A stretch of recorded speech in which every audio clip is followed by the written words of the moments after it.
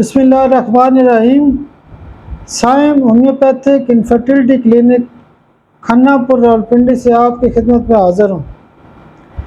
आज का जो हमारा टॉपिक है वो भी एक माइंड का रूब्रिक है और रोज़मर्रा की प्रैक्टिस में इस तरह के केस बहुत आते हैं।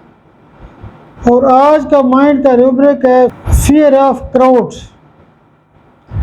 फियर ऑफ क्राउड जो है एक बड़ा मसला है। बहुत सारे लोग हमें कहते हैं कि डॉक्टर साहब मैं रश में नहीं जा सकता, मैं फोतगी वाले घर नहीं जा सकता, रोड पर नहीं जा सकता, जहाँ पे रश होता है मुझे बड़ा मसला खड़ा हो जाता है, मेरी तबीयत ख़राब हो जाती है।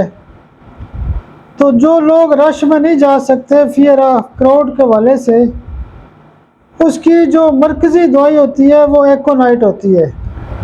एकोनाइट जो है वो फियर ऑफ क्राउड के वाले से, यानी रश वाली जगह पे जाने का अगर डर हो तो बहुत अच्छा काम करती है।